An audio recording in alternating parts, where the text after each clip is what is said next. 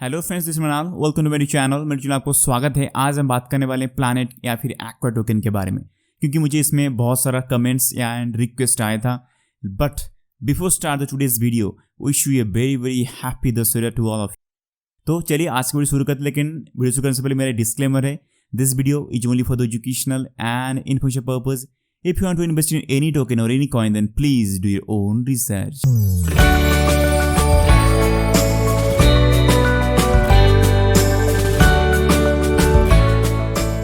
तो friends, planet.finance उसका website है। यहाँ पे वेबसाइट पे आने के बाद में इनका यहाँ पे एक लिंक है, लर्न मोर। तो यहाँ पे मुझे एक डॉक्यूमेंटरी डिटेल्स मिलता है, जहाँ पे कि उसका टोकेनेमिक्स, उसकी प्लान ऑफ एक्शंस, उसकी विजन, टोटल प्रोजेक्ट का यहाँ पे जानकारी मिलता है। देखिए, प्लानेट जो उनका जो प्रोजेक्ट है, यहाँ पे उनका दो तरह का एक सिस्टम है, उन्होंने बताया है अभी के डेट पे।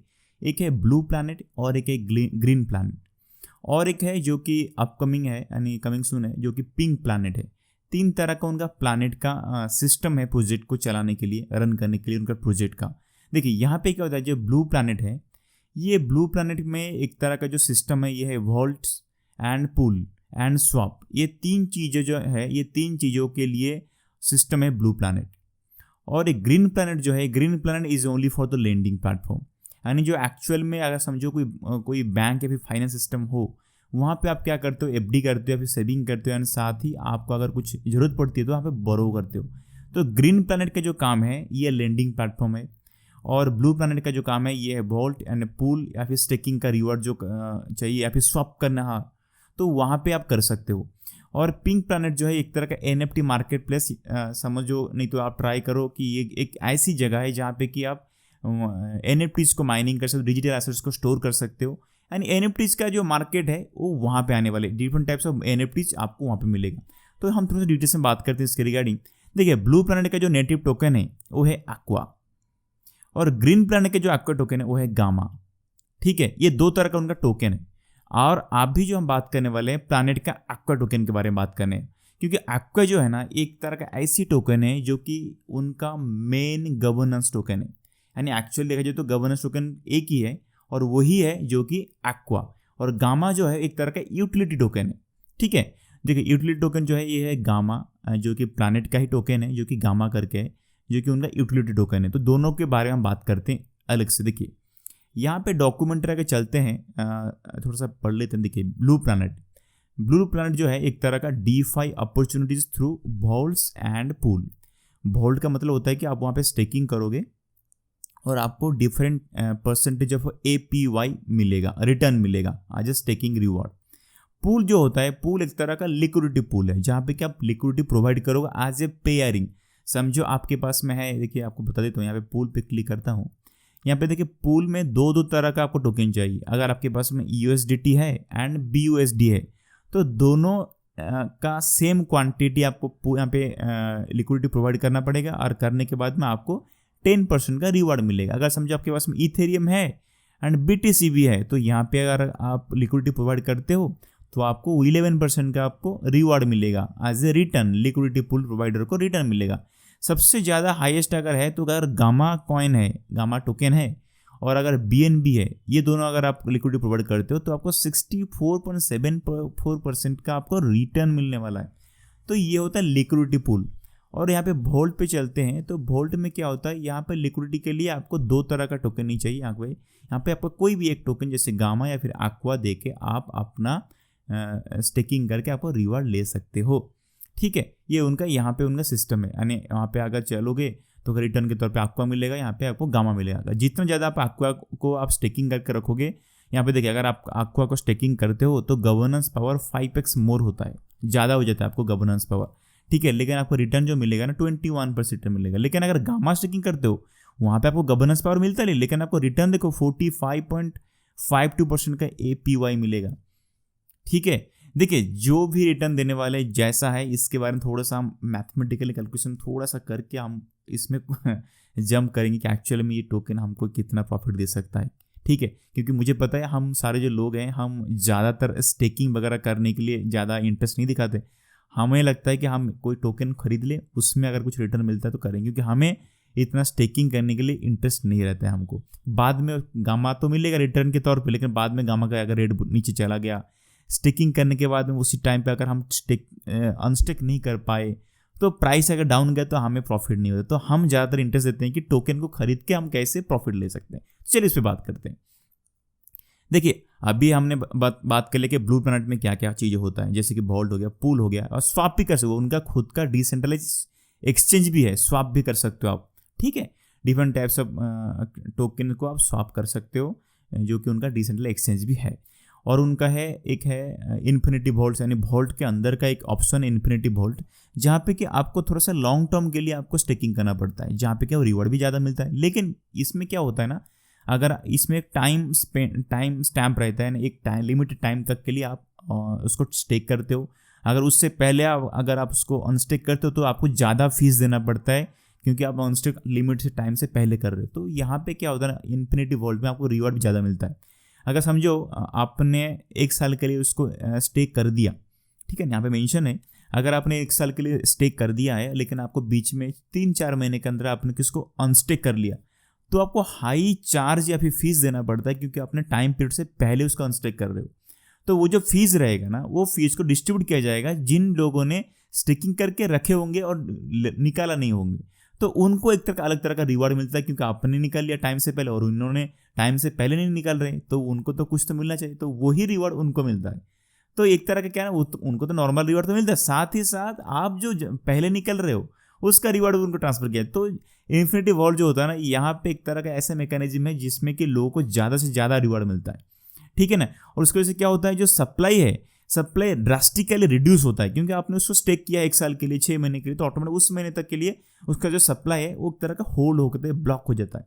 तो इसकी वजह से क्या होता है, प्राइस पंप होने चांसेस ज़्यादा होता है, ठीक है ना। और इसमें क्या होता है, जो भी आप स्टेकिंग करते हो उसका जो फीस वगैरह समझो, अपने जो चार्जेस दे रहे हो उसमें जो कुछ अमाउंट जो चार्जेस रहता है ना, उसमें से उस चार्जेस को वो बायबैक करते हैं कौन सा एक्वा टोकन को, और उसको बर्न करते हैं। और देखिए एक्वा टोकन का जो सप्लाई है ना, वो अभी का देखा जाए तो एक्वा का टोकन का सप्लाई है कितना, यहाँ पे 1 लाख टोटल सप्लाई है, यानी 100,000 टोटल सप्लाई है, जो कि सबसे बहुत ही कम सप्लाई है। पहले उनका ऐसा था कि हर डे 500 टोकन को वो सप्लाई में लेके ऐड करेंगे 200 दिन के लिए, तो ऑटोमेटिकली अभी 200 दिन खत्म हो चुका है, तो पूरा का पूरा सप्लाई जो है ना मार्केट में आ चुका है। लेकिन देखिए अभी आपको दिख रहा होगा मैक्सिमम सप्लाई इतना है, और यहाँ पे थोड़ा सा कम दिखा रहा है। जो कम दिख रहा है ये अमाउंट ऑटोमेटिकली भी बर्न हो चुका है, तो अभी मार्केट में नहीं है। तो ये हाइपर डिफ्लेशनरी टोकन भी आप कह सकते हो अभी आज के डेट पे एक्वा, ठीक है, क्योंकि उनका बर्निंग रेट जो है ना, जितना ज़्यादा वो फीस कलेक्ट करते रहेंगे एक्वा के तौर पे, उसका 50% वो बर्निंग करेंगे। कैसे, क्योंकि वो बायबैक करके उसका बर्निंग करेंगे। जो भी उनका प्रोटोकॉल के साथ में जो भी फीस कलेक्ट करेंगे, उसमें से मैक्सिमम अमाउंट जो रहेगा 50% जो एक्वा टोकन को वो बाय करके बर्न करेंगे, और गामा टोकन को बाय करके बर्न नहीं करेंगे, उसको वो ट्रेजरी पे सेव कर रहे हैं। तो गामा का ऐसी चीज़ क्यों सेव करें, क्योंकि गामा टोकन अलग तरह का टोकन है, जिसको मैं थोड़ा सा टाइम से बताता हूँ। देखिए ग्रीन प्लैनेट पे चलते हो ना, ग्रीन प्लैनेट एक तरह का फाइनेंस सिस्टम है, जहाँ पे कि लेंडिंग एंड बोरोइंग होता है। आप चाहो तो खुद वहाँ पे सेविंग कर सकते हो, या फिर आप खुद सप्लायर बन सकते हो। यानी देखिए बोरोइंग मतलब क्या होता है, उनको चाहिए टोकन यूज करने के लिए, तो वो टोकन कहाँ से आएगा, आप दोगे तो ही ना मिलेगा। तो आप वहाँ पे सप्लायर बन गए तो आपको भी कुछ रिवॉर्ड मिलेगा। तो रिवॉर्ड के तौर पे क्या मिलता है, समझो आपने कोई गामा टोकन को आप यहाँ पे सप्लायर के तौर पे स्टेक कर दिया, तो आपको मिलेगा जी गामा, ठीक है ना। वहाँ पे जो जैसे जैसे आप टोकन को स्टेक करोगे, आपको एक रिटर्न के तौर पे जी गामा मिलेगा। उस जी गामा जो होता है ना, एक तरह का प्रूफ होता है कि आप उसी रिटर्न को लेने के लिए आप ही हकदार हो। तो बाद में जब आप आओगे स्टेकिंग अनस्टेक करने के लिए, तो आप उस जी टोकन को लेकर आओगे, और आपको ऑटोमेटिकली जो आपने स्टेकिंग किया होगा गामा आपको रिटर्न में मिलेगा। तो गामा हो या फिर एक्वा हो, जो भी टोकन आपके पास में है, आप वहाँ पे आकर लेंडिंग प्लेटफॉर्म पे आज सप्लायर या फिर लेंडर बन सकते हो, ठीक है ना। और यहाँ पे सबसे बड़ा चीज़ क्या है, देखिए जैसे कि आपको पता होगा जो दूसरा जो फाइनेंस सिस्टम वगैरह है, वहाँ पे अगर आप लेंडर बनते हो तो आपको जो रिवॉर्ड मिलता है, वो रिवॉर्ड आपको मंथली मिलता है, या फिर क्वार्टरली मिलता है, या फिर ईयरली मिलता है, और आपको वेट करना पड़ता है। तो लेकिन यहाँ पे जो होता है ना, ये रियल टाइम होता है। यहाँ पे सबसे बड़ा खासियत क्या है, it's slow grain and very environment. यहाँ पे देखेंगे planets earn leading, okay real time, okay हाँ, on planet finance your yield earn from lending your fund drips in real time, यानी आपको रियल टाइम के तौर पे आपको दिखेगा कि मेरा कितना अर्निंग हुआ है। तो ये सबसे बड़ा खासियत है यहाँ पे, ठीक है। तो यहाँ पे जो टोकन यूज होता है नॉर्मली यहाँ पे सारे के सारे गामा, यानी गामा ग्रीन प्लैनेट में जितने सारे यूटिलिटी है ये सारे गामा टोकन पे काम होता है। तो यहाँ पे हो गया दो चीज़, एक तो हो गया एक्वा और एक हो गया गामा, दो टोकन है। और ये डिफ्लेशनरी कैसे होता है, देखिए डिफ्लेशनरी क्यों है। यहाँ पे ये बोल रहे हैं कि 100,000 टोटल एक्वा का सप्लाई है जो कि बाद में मिंटिंग होगा भी नहीं। और ये सबसे बड़ा खासियत क्या, उनके पास में कोई भी, यहाँ पे अगर प्लांट में क्लिक करके देखा हूँ, इनके पास में कोई भी खुद का एक मिनट, शायद मैंने यहाँ पे किधर पढ़ा था, इनके पास में खुद का कोई टोकन नहीं है। उन्होंने ऐसा कुछ रिजर्व करके नहीं रखा है कि अपने टीम के पास में कोई भी एक्वा टोकन नहीं है, ठीक है ना। ये सबसे बड़ा खासियत है उसकी टोटल एक्वा टोकन के लिए, ठीक है।